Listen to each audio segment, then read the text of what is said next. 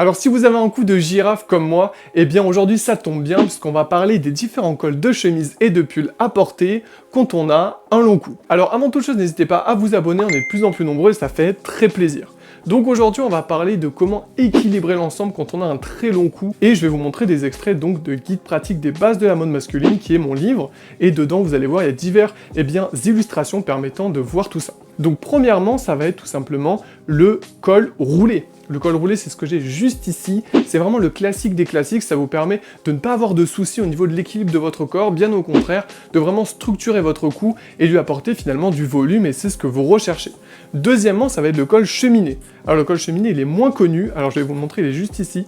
Le col cheminé, en gros, c'est un col montant. C'est-à-dire il va monter à peu près jusqu'ici et vous permettre de structurer l'ensemble. Si vous avez un cou qui n'est pas trop long, ça peut être parfait. Donc en matière de pull, on a fait le tour. Maintenant, en matière de chemise, eh bien vous allez voir, il y a beaucoup de choses. Donc premièrement, eh bien je vous conseille les cols italien et col classique. Donc voilà, classique et également italien pour quand vous portez tout ce qui est, eh bien tout simplement cravate, etc.